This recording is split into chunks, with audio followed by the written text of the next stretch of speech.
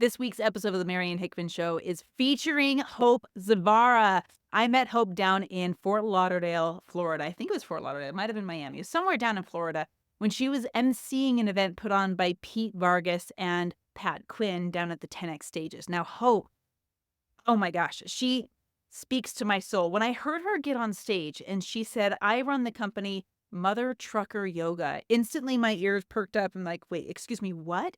This amazing woman teaches truckers in the trucking industry exactly how to stay healthy in the cabs of their cars. And so I thought myself, why are you emceeing this event? And we got to talking, and this is what we open up in this episode of how critical stages are for your business, whether you're in a trucking industry, whether you're in the real estate industry, whether you're in sales.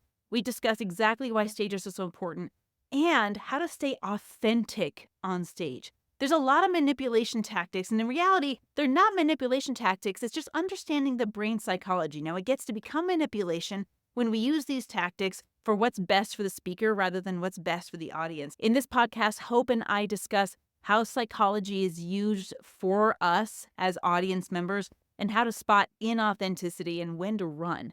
Hope and I are looking forward to doing much more together in the future. I encourage you to go check out her stuff on social media. Go message her. She finds it really important to respond to messages personally. And here's my favorite thing about her story. In the podcast, you'll hear this, but Hope talks a little bit about her dad and how this country was built on the backs of people who just did the hard work. The people that were the laborers, the people that were the blue collar workers. And what's beautiful about that is we are seeing a resurgence today of the hard workers, the laborers, the people who run this country. And now is the best time ever to use stages to grow your business. Check it out. So, Hope, I am so stoked to chat with you today. And I love that I met you was down in Pete Vargas's workshop down in Florida. And I was like, this woman is speaking to my soul.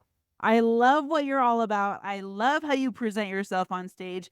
And this, oh gosh, there's so much we can talk about. But the fact that you specialize in yoga for truckers. Come on, how did we get into that? I agree. Well, first of all, I always love meeting people after the fact when they feel like you spoke to me, you connected with me, which I think speaks a lot to you can present information, but to connect with the audience is a very different experience. And so, first of all, thank you for sharing that. I always love that feedback. But yes, yoga for truckers. Well, first of all, I am not a truck driver, and that's a question I often get from people. But I am someone passionate about the blue collar worker. I didn't get my start in trucking. I really got my start looking for a solution for myself. I was struggling with addiction, anxiety, depression, and I don't want to say my family gave up on me, but they kind of were at the point where they didn't know what else to do for me. And then one day I was working as a lifeguard. I was a older teen, 18, 17, 18, something like that. And someone looked at me and said, "You look like somebody that would practice yoga." Now, I live in a small town in Wisconsin. Full disclosure, I don't even think I knew what the word yoga meant prior to that day. But you know how when you're in the right place at the right time in your life and you feel like this is the right thing I should be hearing? That was that moment. And I went home and got on the dial-up internet and found a yoga class in the neighboring town. And that Wednesday night yoga class became my weekly ritual of second chances. And eventually yoga got me into recovery. And yoga helped me stay in recovery. It was really the small little things, the ability to breathe, to be uncomfortable, to allow time to pass and not have that anxiety, kind of taught me in an incubator like space how to live in the real world. And so that was kind of that catapult for me into really using yoga in my everyday life. Eventually, I started teaching yoga, opened a school, started training other teachers, and was always just looking for more. Like I knew that that wasn't where I was supposed to end up. And back in 2017, I was at a local business mixer here in my hometown with my husband. And I start talking to someone I'd never met before. In my pursuit for change and what's next, I started doing some corporate wellness. I'm trying to pitch this guy corporate wellness. I thought, okay, I've never met him, someone new. And he looks at me and says, "Do you have anything for truck drivers, like in the cab of the truck?" Again, one of those moments where right place, right time, right information. I looked at him just trying to be funny and threw up my hands and said, Mother Trucker Yoga.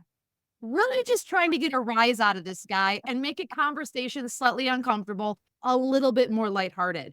He didn't skip a beat, stuck his hand out and said, That's brilliant. You want to go into business together? We both did some research. The next morning, he called me up and was like, Are we doing this business partner? In 4 months, we built a business from scratch, we meaning me. And a year later, I bought him out of the business because I kind of was doing everything.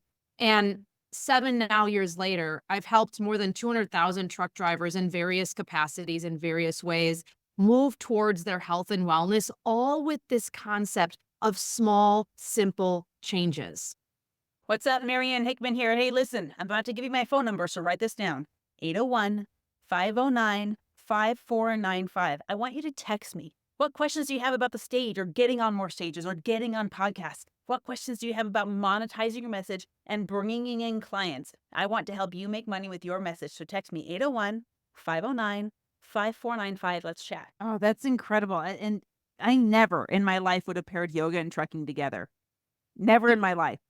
Yes, yeah, and that and I never did either. I mean, I had taught chair yoga. I had done a lot of different avenues, yoga for cancer, whatever it is, and this is where again I think when you're on your right path and you're doing things for the right reasons, you have that clarity on as to what your next steps were. And during that conversation, that little joke I made back to him about that punny name, I went home that night and I could just see how everything I had been teaching all kind of fell into place in that moment. I knew exactly how to do the videos in the truck. I knew exactly what to say. I had been teaching and speaking for a long time. I knew how to present myself. Like, I'm like, I can build this. I can do this. And in looking at some of the other solutions out there, it was a lot like what we see everywhere else. Just this like traditional status quo fitness style workout. Like, look at me, I'm doing push-ups. And there's nothing wrong with that. But I have never been that type of a person when it comes to health and fitness and really just education in general. I'm always this outside of the box thinker. And how can I make it different? How can I make it unique in mine? And I think that that is a skill set that I have leveraged my whole life.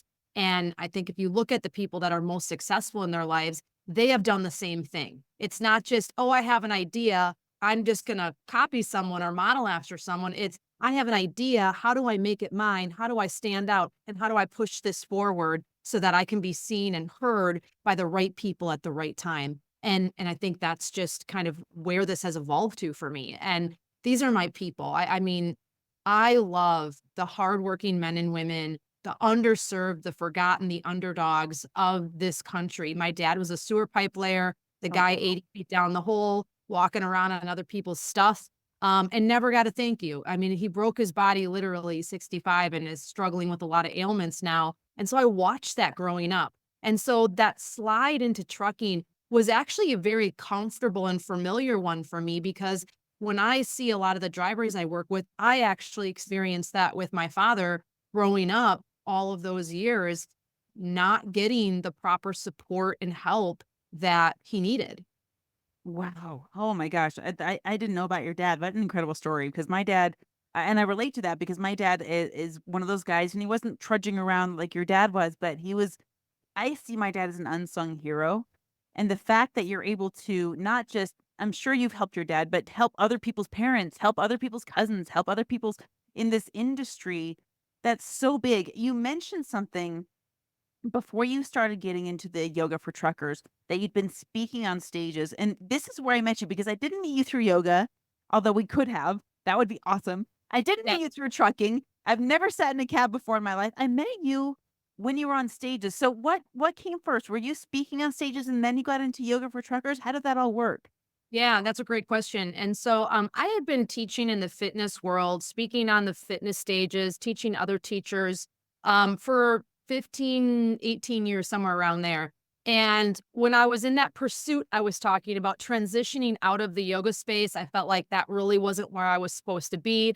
A part of me really wanted to serve people that truly needed to be served. And not that the people I was working with weren't, but I was really, again, that like unsung hero, that underdog has always been on my heart. I was looking to improve my speaking, And a friend of mine was like, "Hey, I want to introduce you to somebody. Like, I know who can help you do this."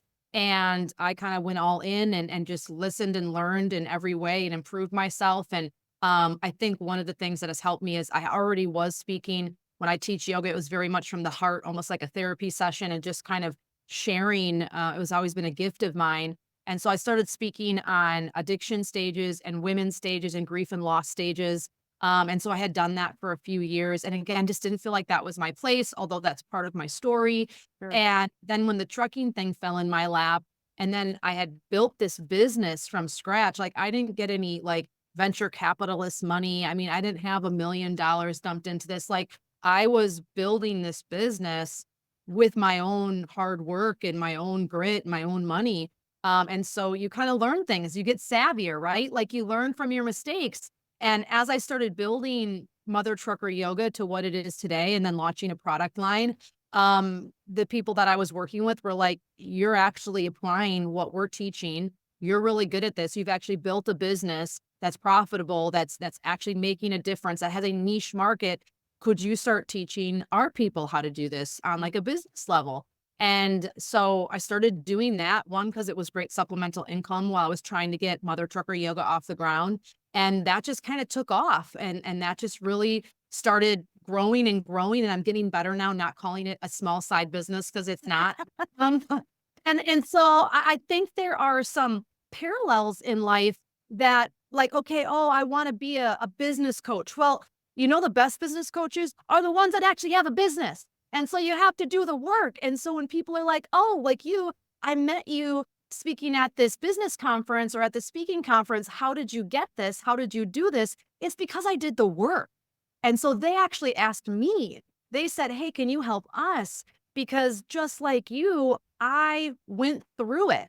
I started from the ground up." And so when you and I connected, that stage evolved also over time, almost paralleling Mother Trucker Yoga over the last 8 years or so. And I just started coaching for them. Then I started writing licensee programs and coaching programs for them. And then I started teaching them. And then I started speaking on stage on their behalf and just started to grow this more and more and more. And they kind of complement each other. So I'm just excited that we connected when we did. Oh, me too. And I have I've been teaching public speaking for gosh, I've been on stage for 25 years ever since I was a baby. I was 12 years old when I first did my first gig.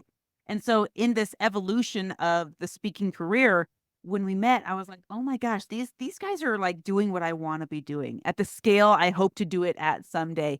And so I was taking notes, and maybe you've probably done this too. Whenever you go to an event, you're taking notes and absorbing all the information that you can, and then you're putting yourself mentally backstage and saying, "Okay, how do they structure that? How did the call to action go? What did you put together, and how did it work? And what was the conversion rate like? And what would I do if I were to replicate this, but also make it my own?" I think there's a lot to be said about being inspired by something versus stealing an idea. I'm not a fan of that, but I can say, "Okay, this page from this book, and this page from this book, and this page from this book 20 years ago, and I'm creating this whole magical thing." I wanna know because a lot of the people that listen to this podcast are thinking about getting on stages. Most of them are industry experts in their own field. They've already got the expertise. They can already coach in their certain thing, and I wish I could have filled that room with everyone that I, have as my viewers. But when as an experienced speaker, what would you say really is the most important part about appearing on stage, and why do people need that to grow their business? Oh my gosh. And so speaking on stage, one is definitely a craft that gets better with time. I've probably coached tens of thousands of speakers and entrepreneurs at this point. And I think one of the biggest hindrances is we try to be perfect before we start. And so being on stage and putting yourself out there is the best way to learn. But before that, even you have to be clear on the problem you solve and the audience you want to solve it for. And when I started Mother Trucker Yoga, one of my mentors said to me, "Hope, if you're going to do this, the only way it's going to work, the only way is if you let the old version of you go and you go all in on this. And you can't become someone else. You can't look back. You can't be like, oh, I want to be this." And so I just made a commitment to myself that until I'm shown otherwise, everything I eat, breathe, and sleep, everything I do, everything I say yes to is going to be for the greater good of growing mother trucker yoga and my pursuit to help truck drivers. And so I created a BHAG to help 1 million drivers change lanes in their health and wellness with small, simple changes by 2031. I have that on my wall here in my office as a reminder that I am not going to get distracted, because a lot of people that are experts in their field and very well could be speaking on stage or should be growing their business, they're trying to do too many things. Ideas come up and they're like, oh, ooh, squirrel, ooh, pigeon, I want to do that. And you have to be disciplined to say no. And so that's what I did. I mean, how many opportunities to go back and teach another yoga teacher training, to help someone start up their vocational school, to start teaching chair yoga again. The amount of times I've said no, and even with the coaching for the business and speaking side, I held back on that because I felt like this is not the right time. I could, but I need to build this first because this is my credibility for this to even be remotely worth listening to. Yes, I had the knowledge and the skills, but I didn't have the credibility. And so that piece of knowing the audience you serve and knowing the problem you solve really can help you stay in your lane and kind of put blinders up so that you can build momentum much, much faster. I might have been on a unicycle, but my unicycle went 20 times faster than someone with 18 wheels. Why? Because I knew exactly where I was going. I knew the lane I was supposed to be in, and I knew the direction that I wanted to go in. And I think for a lot of entrepreneurs and aspiring speakers, I find it's a turnoff when I read someone's bio and they're like, CEO, speaker, NLP, XYZ, CRD, like they have all of these titles. And it's Yeah. like, how can you possibly be all of those things? And to me, it's a sign that they don't know who they are yet. They don't know the audience that they're serving yet. They don't know their place yet, and that they are enough. And the best way to do that is to continue to pursue that one piece and build that up. And all of a sudden, pieces are going to break off and you can start pursuing them as well. And that's really how the business coaching and the speaking coaching has come to be. And the ability for me to work with some of these big companies outside of Mother Trucker Yoga because they see what I'm doing and they're like, can you help us do that too? It really kind of fulfills itself in a sense. It spirals off itself. And now I don't have to work so hard trying to prove to people that when I say I'm something, I really am something.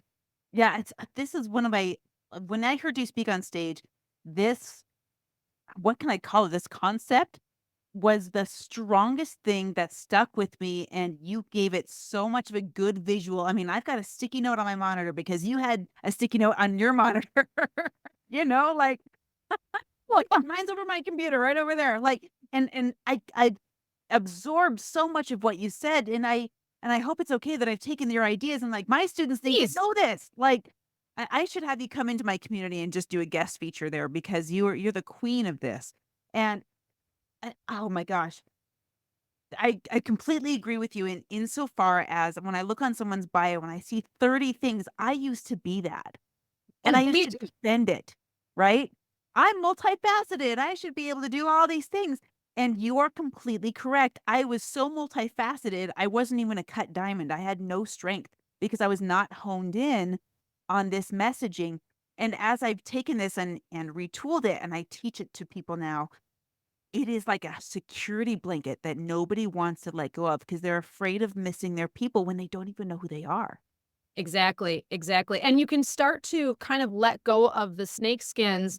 And for me now, when people are like, oh, I don't want what you have, I'm actually like, thank you. Because now I don't have to pursue somebody that doesn't want to work with me anyways. And you kind of have to flip your perspective and really think about, why would I want to waste my time with someone that isn't for me in the pursuit of just trying to have more warm bodies or more eyeballs on me? And for me, and I always preach this to my students, I'm obsessed with one person and one person only. And it's not me, it's the audience. And so when I'm speaking, when I'm writing, when I'm presenting, when I'm writing a book, whatever it is, I'm always putting myself in that perspective, saying, what do they need to hear? How Mm. am I like them? How is my story like their story? When speakers want to share their story, you know what they're trying to share? Their story. Let me share every deepest, darkest moment, every horriblest thing. Let me show you how I am not like you. The Mhm. problem with that is when the audience is coming to hear you speak, what they want is to be validated that someone understands who? Them. They want to hear their story. And so a lot of times speakers pick the wrong story. Yes, that might be how you got there, but if you could maybe choose a different page from your book that more connects with the audience is going to nod their head, they're going to lean in, they're going to sigh and go, thank you. Finally, somebody that gets me, understands me, and is like me. And when that happens, when they know, like, and trust you, they're going to open themselves to you. They're going to want to work with you before you even say how to work with you. And I think for a lot of people, that's scary because they put so much of their identity in this big, horrible thing that's happened to them. And I got news for you. Like, that is only one piece of your journey. And it doesn't have to be that way. How I speak previously, when I first started speaking outside of the fitness world to how I speak now is completely different. I don't share the horrible things that happened to me. And I did not have the greatest upbringing and growing up, but it's irrelevant because criers are not buyers. And the last thing I want is someone to come up to me and feel sorry for me because I can't help them off stage. I can't help them in the next phase of their journey if they're telling me, I'll pray for you. Like, that's Oh, not a compliment, you guys. It's not a compliment. They are worried about you. And when you share these horrible moments on stage in a way too graphic, connected way, that's what they're thinking. That's what they're feeling. And if you want someone to hire you as an expert, you need to go from ordinary to extraordinary. You need to model the journey that they're on and show them how you're there and they're buying that piece. They're engaging with you with that piece. And it's the person that can put themselves in the audience's shoes and almost eat like a little humble pie. Like, I don't need to show you or prove you that I'm the smartest person in the room. Like, I don't need that badge. Like, I'm okay. I know people know more than I do, but I know that what I speak on, that I am the best on. I stay in my what? My lane. I don't have to worry anymore if I'm not like Grant Cardone or Rachel Hollis or Marie Forleo or Pat Quinn or whoever it is. Like, guess what? It doesn't matter because I have an expertise. I speak on that expertise. And when I stay in my what? My lane, I have everything available to me that I need. All my fear is gone. All my worry is gone. I feel confident and I know I can knock it out of the park because I'm speaking on what I know. that's so well put. And this messaging, you've probably heard this in the industry, your mess becomes your message, right? When to a Mm, lot of people, that means I have to tell my ugly, deep, dirty, gross stuff. And this is what's so difficult when I work with people and they're honing their presentations. There's a fine line, and maybe it's a fine lane you want to veer out of, right? I want you to be vulnerable on stage. I want to connect with you on that level. I want to know as an audience member that you've been where I am. But you're right. I first of all don't want to break the rule of don't share if you haven't healed from it, mhm. right? And I also don't want to share what's not relevant. Not that I'm concealing or trying to withhold, but if it doesn't help the audience, they're not interested. And then you're going to get those "I'll pray for you" comments at the end, which is not what we're going for. Well, and what you're talking about right now is such a powerful concept and tool because if we're not healed from it yet, that's usually the speaker or the entrepreneur that's so attached to it because they don't have removed perspective. They can't look back on it and say, okay, what piece of this is the most beneficial? Or maybe that part of me is dead and I don't need to lean on that anymore because I'm more than that. I mean, I do share openly about, struggling with addiction and anxiety and depression, about losing my daughter, but I don't share the graphic details anymore. I don't share like these moments where it's just like, again, you're feeling sorry for me. And that's not the goal because when I'm on stage, again, I'm not speaking for myself. I'm speaking for the audience. And when we can change that perspective, when we can look at our script, if you're someone that writes out what you want to talk about or your bullet points or listen back on a recording, whatever it is, and you can ask yourself, if I don't say that line, will it still make sense? And you can go through your whole talk, you will find the power of editing actually makes it more powerful because a great speaker understands that actually the pauses in between what you're saying, the moments of stillness, when you slow down your words and give full air, when you change the tone of your voice, that is a skilled speaker. That is somebody that knows how to connect with the audience. The words, my friends, are one piece to that puzzle. And you don't need all of those words, especially if you're trying to vomit them out in a short amount of time so that you get them all in. That's a sure sign to me that you're not out of your story enough. You're too attached to what you're saying to even be able to self edit. And there's nothing wrong with that. We've all been at that place in our journey, but it's a great self reflection point to say, okay, before I can leverage speaking to grow my business, before I can utilize speaking to get my message out to the world on a bigger level, I need to get right with me. I need to sit with this. I need to breathe with this. I need to meditate and pray on this and go, why am I sharing this? Why do I even feel compelled to share this? And if we can get clear on that why, and then ask ourselves, does the audience need to hear this? Or do I want them to hear it? See, there's a difference. There's a me focused and there's a them focused. And when we can start to honestly answer those questions in regards to what we share and what we speak on, man, the growth you can see in a speaker and a business owner and just somebody as an expert in their field is absolutely remarkable. It's so true, and that's a big difference. I think that's true not only for speaking, but for sales, which honestly, they're very, very similar. Well, I they're know one and the same. they really are. It's the game of influence, right? Is how can I influence you to find what's good for you versus the counterfeit of what I think is good for you, or in other words, what's good for me, right? That active listening, and even, like, from stage, since we're kinda talking about speaking, that after part, speaking on stage and connecting with your audience is only step 1 in a journey. Some people be like, "Oh, I wanna be a motivational speaker," and it's like, "Okay, but why?" That's my Like, first question is why. why? What's happening here? And usually it's self-focused because the speaking piece is only the very starting line into a long-term relationship. Like Zig Ziglar has a quote, and I'm gonna butcher it, but it's like, listening to listening to me speak or on the radio is only one piece. If I really wanted to help people, they'll buy my audios and they'll buy my videos and my cassettes. And the whole point of that was hearing him on the radio or hearing him speak is gonna do very little for you. But it's the people that buy his products that he really gets to nurture them and deep dive with them and change their life.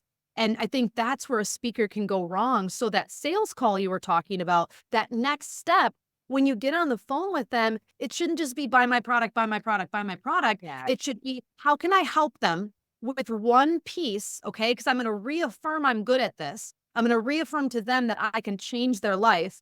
And then that transition into here's my programs and packages is so much more natural. They're usually asking, well, how can I work with you on this? And where a lot of amateur entrepreneurs go wrong is they think a sales call is right away. My packages are $9.97. You can buy 6 months, and you have to help the person, you guys. You have to connect with them. You have to showcase to them of what that journey could look like. It is speaking. It's just speaking to one person instead of speaking to 100 people or 1,000 people.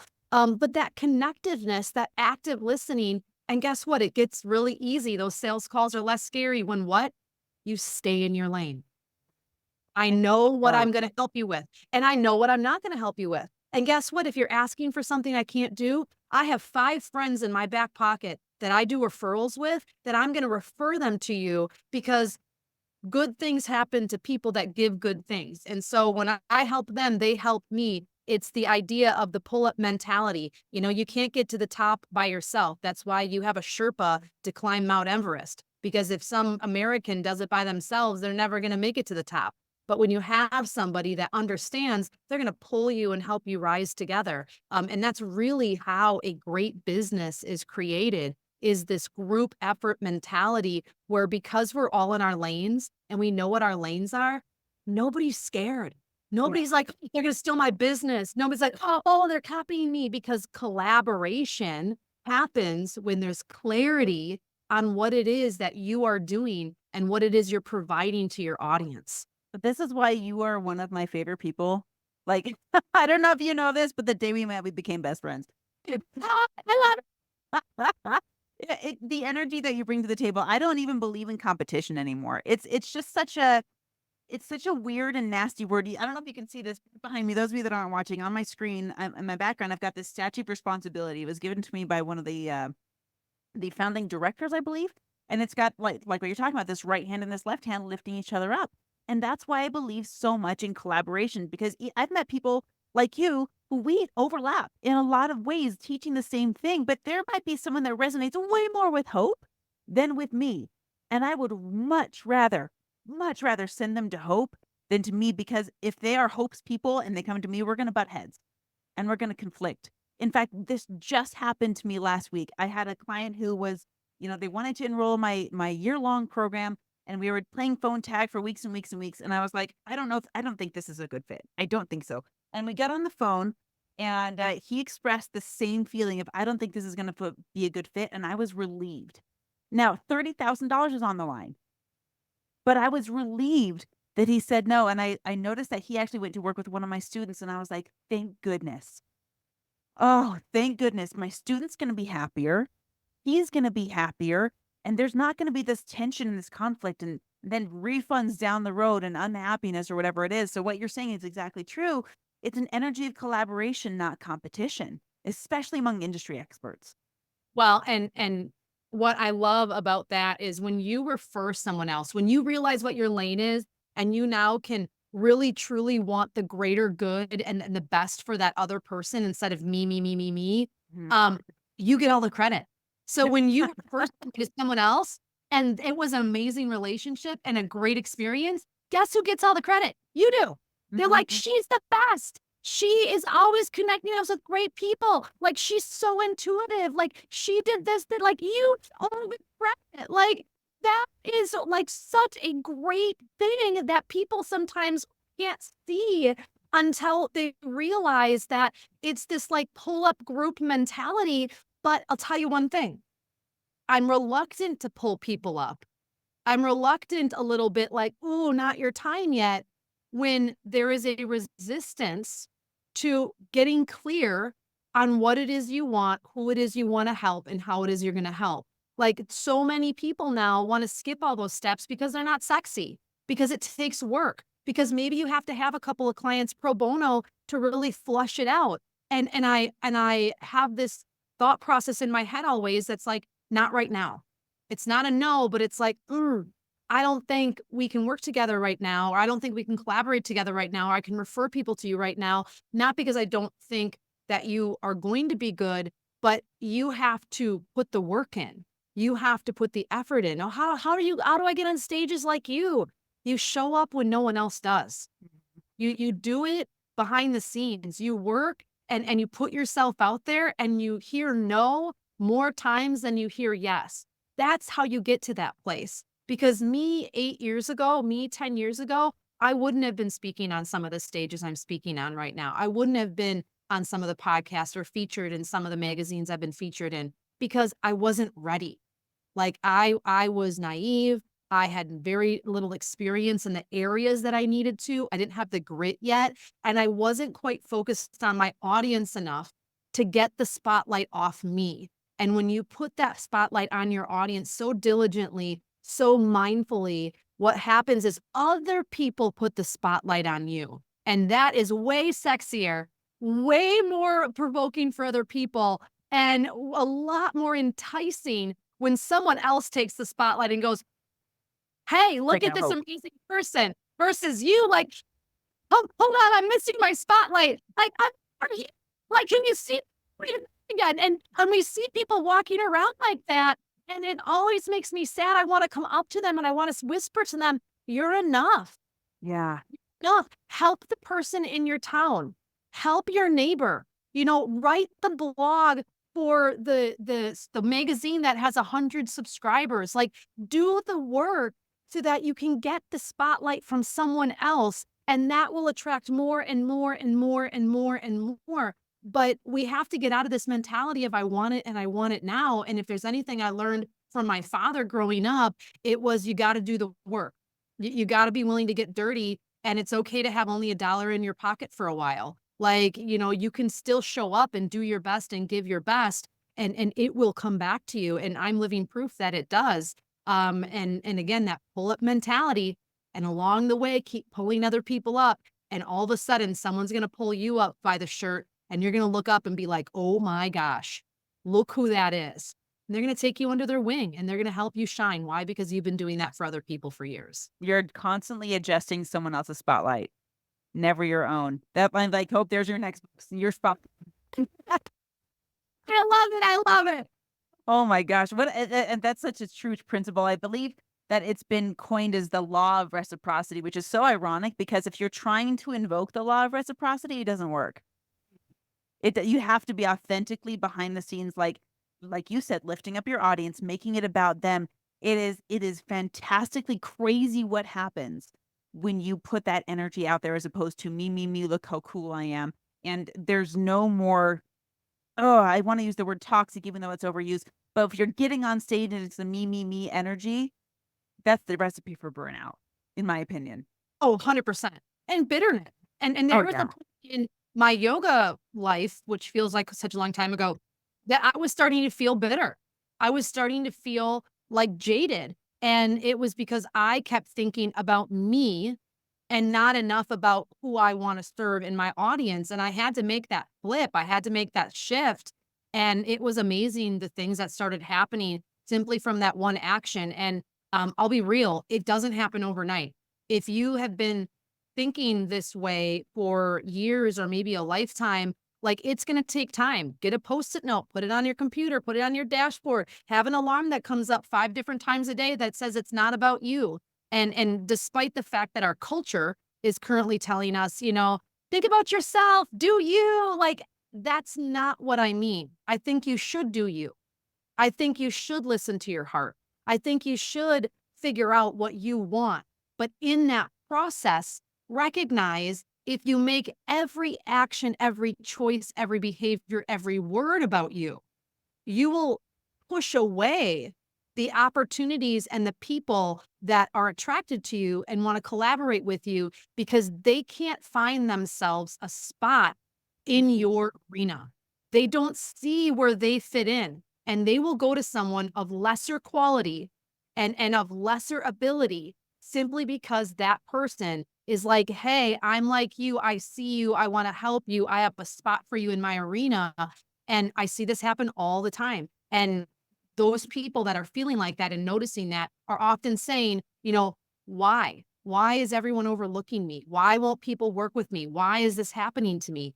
And it's not the world happening to you. You're putting out something that other people are being repelled by. And the good news about that, and I'm not pointing fingers, I'm like, oh, Hope is telling me all these things I have to do wrong. Dude, I've looked at myself and I've said all these things to myself. So I'm only speaking of stuff that I have personally went through. When I finally had that personal conviction that I needed to kind of bring myself down a couple of notches and stop being so jaded with life. Wow. Like I felt a little ashamed and a little embarrassed Mm. at, but once I got over that and realized I just got to be me and I have to just be humble and I have to put myself out there and I have to make mistakes and just let people in. Wow. Like life just got so much more enjoyable. Yes, I still have roadblocks. Yes, there's still problems, but I'm keeping that mentality in perspective and I'm still attracting opportunities as a result. I wanna magnify this phrase that you've used, and again, this is one that I wrote down as soon as you said it because it felt so scary and powerful at the same time. This phrase of "No thanks, not right now." I seriously wrote that 6 times. It's right over there in my notebook, I can see it, and it was as from every angle. I'm a mom of 6, I'm a business owner, I help my husband with multiple businesses, and it really just like you said, it was more than blinders, though. It was like carving off the sides of the cliff on either side of me and gave me not only just one lane, but one option. Mhm. When I first heard this, I don't know that I was ready for it. By the time I got to you, I was like, "Oh, duh, this makes sense." But when I first heard this narrowing down, people call it niching down or niching down, they're so afraid to because they Mhm. think they might miss what's for them. How do you help people overcome that? I think one of the things is understanding your why. Like, why do you want to do this? What's on your heart? And I believe that the entrepreneurs and the people that have more connection and clarity to that internal drive, belief, and desire have a lot easier time picking because they feel that there's a drive for that. And I'm not saying everybody, some people are like, oh, I see a business opportunity, boom, they can do it. But for the majority of us, we're looking for purpose.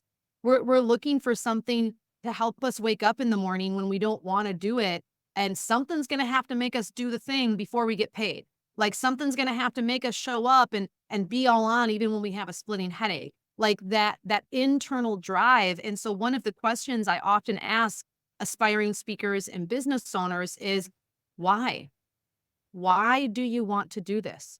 What is getting you up in the morning? What is helping you pursue this? What is driving you to ask for money and say, hey, I'll help you for this amount of dollars? And for a lot of people that are a little unwavering on the why, or they're not quite sure, all of a sudden they feel like, oh, I can't ask for more money. Oh, I don't know if I can do that. And that clarity is really, really important. I think the other piece is having a plan. I believe in working backwards. So when people walk around and they're like, I have a goal, I want to make more money. What does that mean? Does that mean $1 or is that $1 million? Like, when are you going to achieve that goal? Like, what is it? And so, or if you want to be an author and you want to write a book, okay, like we want to write a book by when? How many pages? Like, how do you want to publish this? And so you have to set that goal. And once you do that, work backwards. And so if I want to write a book, well, how do I write a book?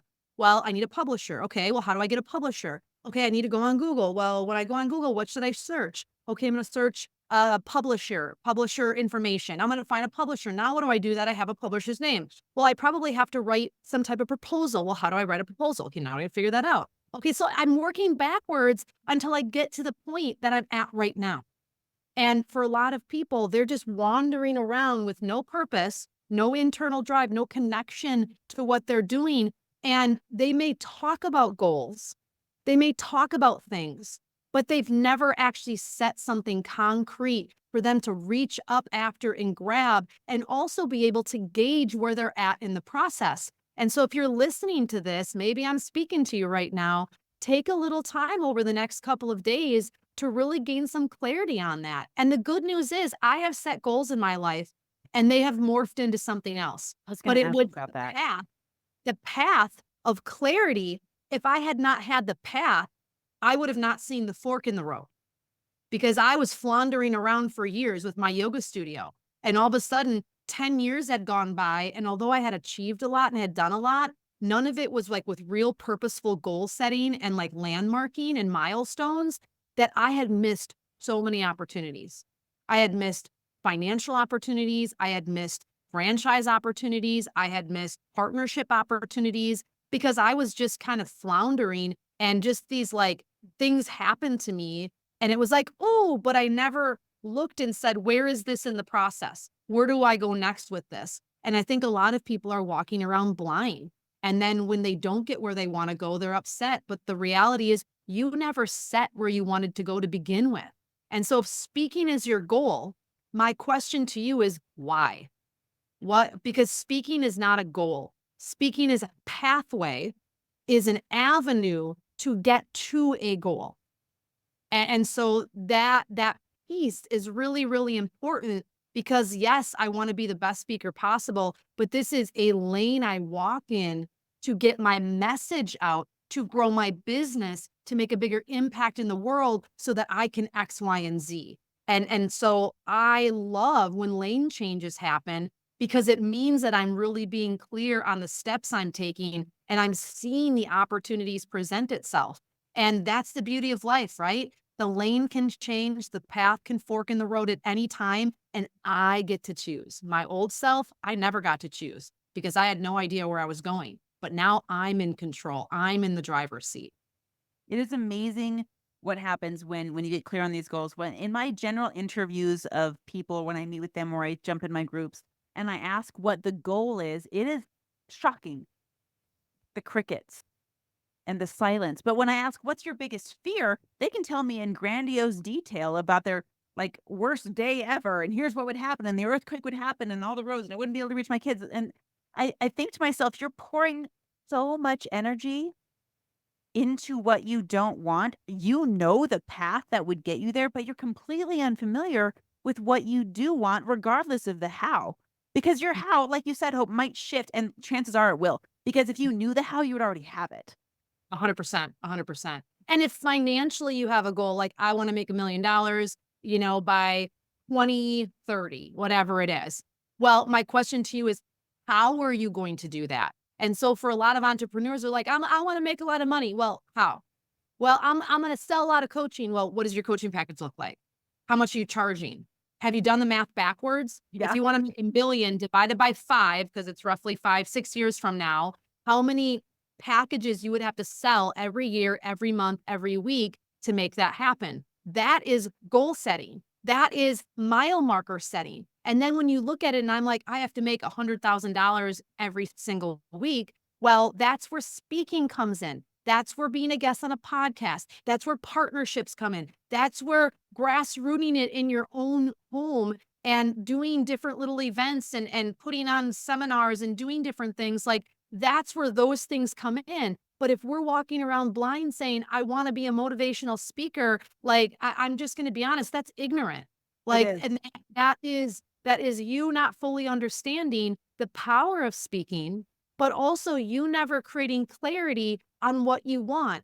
And when that opportunity of speaking arises for you to speak at a prestigious event and you get asked the question, well, what are your goals? What's your revenue right now for this year? Like what's next for you? And you don't have a flippant idea, you know, just completely diminished any credibility that that meeting planner or that audience or that host had for you because you never took the time to what? Get clarity on the problem you solve, the audience you serve, your why, and you never set a clear goal for you to go after. The higher I go in business, the harder the questions become. The more I'm like, I've never done that before. I better Google that and get back to them because they're asking me for some type of like spreadsheet research, whatever for my product line. And I'm like, I don't know what that is. And so you know what I do? I Google it. And if I still can't find the answers, I find a coach that can teach me how to do that. Why? Because that's the next mile marker on my path for me to get where I want to go. Where a lot of people will look at those things and be like, oh, it's an obstacle. I don't know this. I suck as a person. I better never do that. I'm like, oh, I'm to the next step. So I've rechanged my thinking. I've rewired my thinking to adjust. When I get a no from a meeting planner to speak, I think, what did I miss? Do I need to present myself differently? Or is it just a no, not right now? Thank you so much because I would have looked like a fool on that stage because I'm not ready for it. Do you see how the conversation now is just so much different in my head than for a lot of other people? They think no's are a bad thing. They think I'm hitting roadblocks. It's the universe telling me that I suck. And it's no, no, no, you guys. This is you being saved from a lot of embarrassment. This is you being told you have stuff to do. So when you get there, you can fully benefit from the opportunity. And this is how I look at every opportunity in life, every speaking opportunity, every business opportunity, every idea, every collaboration. Some pan out, some don't. Some it's my fault, some it's the universe, some it's theirs. Who knows what it is? But I stopped feeling sorry for myself and throwing myself a pity party when life didn't go that way, because it helps me then at the end of the night. And I do this every night when I go to bed. After my husband and I say goodnight and I lay down and I close my eyes and I put one hand on my chest and one hand on my lower belly, and I take a deep breath and I reflect on my day from the moment I wake up to where I'm in my bed right now. And I look at the things that I did right and I look at the areas that I can improve and say, how can I do better tomorrow? What do I need to own? And how can I own that when I wake up the next morning? And then I visualize my life where I want it to be. And it's funny because sometimes my mind doesn't want to do that because it wants to dwell on the stupid thing I said on the call this morning or how I blew something because I didn't send the email back. And it wants to wallow in that and have that pity party for myself and shake my husband and be like, I need to tell you all the things I did wrong today so that you can lift me up and say, yeah, honey, you're so much better than that. They were wrong. Like I own that. And every single time I can do that, life rewards me. I get the opportunity to stay in my lane and grow and grow and grow. And I got to share something with you. And a few months ago, I get an email from somebody that I was like, whoa, okay. So I get an email from Yoga Journal editor. And I had been in the yoga space. It's been always a dream of mine to be featured in Yoga Journal, be on the cover, all of that. And they're like, hey, we saw you on social and we want to do a story on you. And so I was like, okay, cool. Yeah. Here's my phone number. Call me anytime. Crickets. Months. No one called me. And I was like, oh, I guess maybe they found someone else and decided that, I'm not good enough. That story we tell ourselves. Oh, yeah. And then I'm at the grocery store and this person calls me on this restricted number. And normally I never answer restricted numbers, but I did. Sure.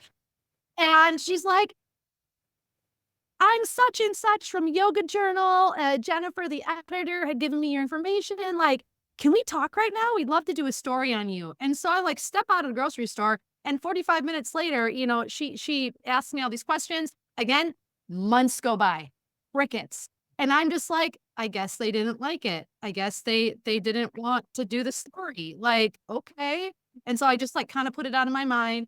And then a week ago, they email me and they're like, all right, your story is written. Can you review it? Like, we're ready to go. From the editor this time. Now I'm conversing with the editor at this point. And she's like, I was so inspired by you. Like, this is amazing. And so can you review this? And hey, we want to do a social feature on you, blah, blah, blah. And so like it goes live last week. And I'm still just kind of in awe that like we sometimes don't get what we want when we want it, because I wanted that feature 15 years ago. Hmm. I wanted to be noticed at that level 15 years ago, and it wasn't the right time. And then all of a sudden, years later, they reach out to me, and then crickets and more crickets and more crickets. And I felt like that was life telling me, Hope, stay in your lane. You need to not look into this as something that someone doesn't like you, doesn't want to, but rather this is about timing. And this publication went out, has gotten awesome feedback. I've gotten people asking me to be on their podcast, on their shows, going to speak Wow. there. The editor coming back and saying, hey, I'd love to think about, another story. And I'm just thinking to myself, when you stay in your lane, when you find a niche and a problem to solve and a unique solution, I sometimes call it a unique mechanism to solve that problem, and you stay in your lane long enough, you create momentum, you create buzz, you create clarity, and you create confidence for other people that you're good at this. You will attract the people and the places and the opportunities that you have been dreaming about and you have been asking about and you have been wanting and wondering, why not me? It just sometimes takes like 15 years for you to finally get that thing. But this is where the timing comes in. This is where when you're speaking, you need to have some type of a connection to your message and speak on what you know and speak with conviction and confidence. And that conviction only comes when you're connected to the message that you're sharing. What you said about me from stage, and I'm so humbled that you shared that, it's because I am personally convicted about what I'm sharing. I am personally connected to the things that I share, and I only speak on what I know. I only speak on what I share. And if I don't feel like I'm in that bucket yet, I have said no. I don't think I can teach on that yet. Like, give me some time and come back to me, and then maybe I'll be able to present that. Like, that to me is the most honorable expert. And I admire people that know how to say no, because it shows me that they are really going to give me their best stuff. So if you are listening and you're like, man, why isn't anybody noticing me? It might just not be your time yet. Maybe you need a little bit more clarity on your message, because the old me 15 years ago, the yoga me, thought I could help everyone. Mm. I help people from 2 weeks old to 92 years old. I help people that are athletes and aging and fibromyalgia and are overweight and are this and are that and are male and are female and core. Like, it was like I was trying to be everything to what you said earlier, in fear that I would miss somebody. Why would Yoga Journal ever want to do a feature on someone like me that was trying to help everybody and had no real clarity and no lane worth even talking about? That's exactly it. Oh man, Hope. I want to know as we wrap up, what are you working on that you're so excited about right now? What are your goals? What like is it in the lane of yoga right now? Is it in the lane of speaking? Tell me what's exciting you.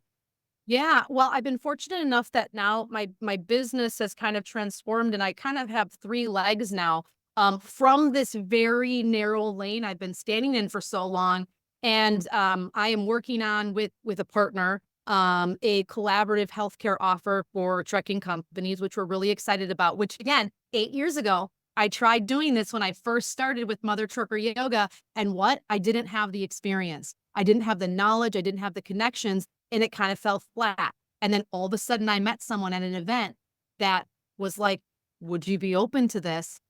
And it gelled. And so now we're pursuing and we're working on a healthcare offer for truck drivers in a very unique packaging that kind of fills some of the voids that a lot of trucking companies are currently not addressing. And so we're working on launching that here in the next couple of months. And we're just working on a couple of insurance back end deals right now to be able to bring a full package together. So that's kind of my main focus right now. My other leg is I do have a product line. Road Relief Wellness is our name, and we're looking to continue to expand into truck stops. Again, looking at the connection.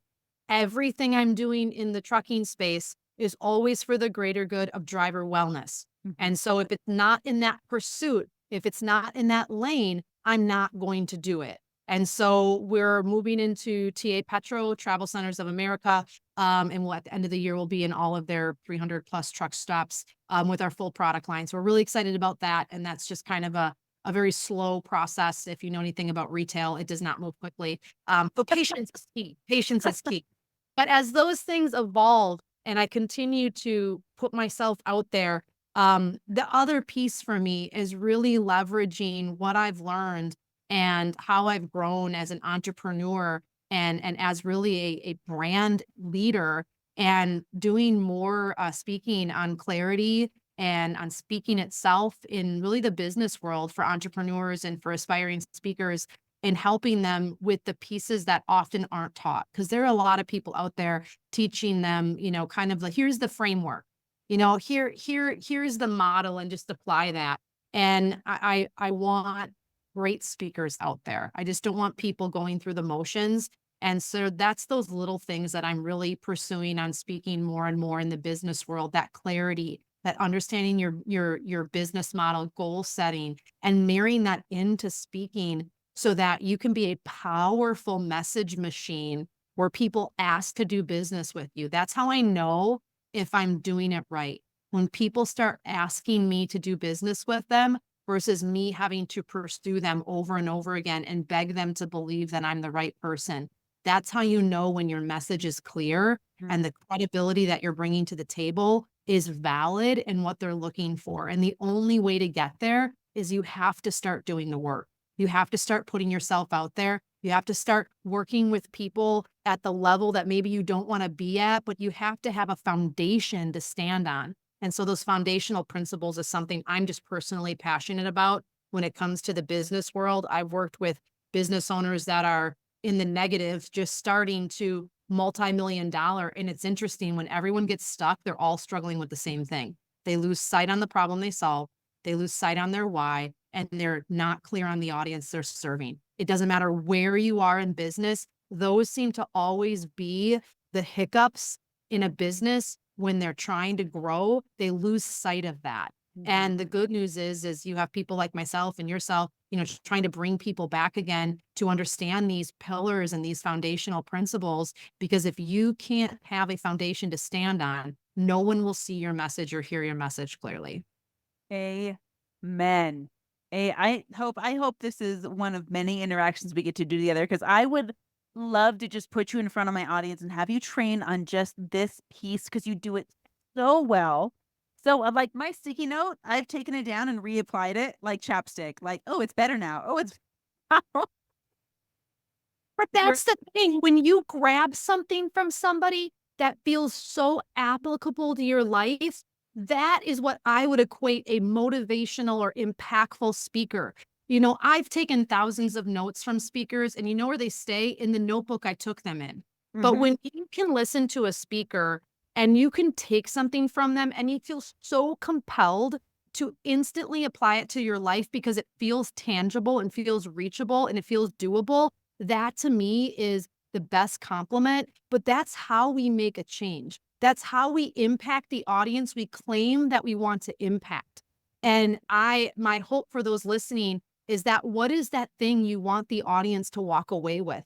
How is it that you intend to impact them? And this, again, is not about you. This is about them. And the second you make that switch, buckle up, baby, because that driver's seat is that drive is going to get that much more exciting because now you know where you're going and you get to enjoy the ride. Oh, that's so beautiful. And I will say this, maybe I don't know if you agree with me on this one, but right before I send a student up on stage, I say, "You've been through the framework, we've rehearsed, we've put you through the pressure cooker, you know all the things, but the last thing I want you to do is forget it all. I want you to empty your cup and remember who you're there for, because if you get stuck on this phrase and this body language and that stage geography, it's about you again. Make it about them." I love that. I love that. And I could not agree more that when people ask me, like, what am I thinking when I'm on stage? Do you memorize? And I said, I don't have to memorize anything because I know what I'm speaking on. I'm an expert on that. Now, I do have a checklist sometimes, like, I should have a good opening story. I want to make sure I say these things, but I'm just speaking. And I've also spoke enough on my story that I have self edited enough because I've done it where I know kind of what to say and what not to say. And I believe great speakers know what time feels like too. So I know what 5 minutes feels like. I know what 50 minutes feels like. That usually I don't even have to look at the clock and I can kind of gauge that. But I absolutely agree. When you're speaking on what you're an expert in, you don't worry so much. Why? Because you're the expert. Oh my gosh. Hope, I really would love to do a part 2. I'm gonna text you after we're done and see if we can get you, just we can play in the Let's sandbox do some it. more. But where do people find you if they're loving you and they wanna be in your universe? Where should they go? Absolutely. Well, if you want to know more about my mission with truck drivers, all social platforms, Mother Trucker Yoga. You can go Google us, Mother Trucker Yoga, check out our website. If you want to follow me more personally on my journey, Hope Zavara, that's Zvara. I'm on Instagram, LinkedIn. You can friend me on Facebook. I share a lot of personal posts on my Facebook page. I'm just really sharing insights about my life and a little bit more kind of writing style as far as how I share about my journey and feel free to connect with me and let me know that you connected with me or you heard me on this podcast so I can give the gratitude back to our lovely host. And also it's nice to know where people come from because sometimes people, I don't know if it happens to you, people friend me and they have some weird Facebook profile picture that's a little creepy and really like the nicest, sweetest person from like Southern Georgia or something. But it's a little questionable what their picture looks like. And so then I block you because I'm a little scared. And so let me know where you connected with me first. So one, I can give the gratitude back, but two, I'll friend you. And then we can connect and we can celebrate life together. And guys, Hope has been personally answering all of her Instagram messages. Ask me how I know. She's an incredible human. Hope, it's been an honor to have you on the podcast. The first of many, I hope. We wish you well in all of your endeavors. And thank you for being here on the Marianne Hickman Show today. Thank you so much for having me.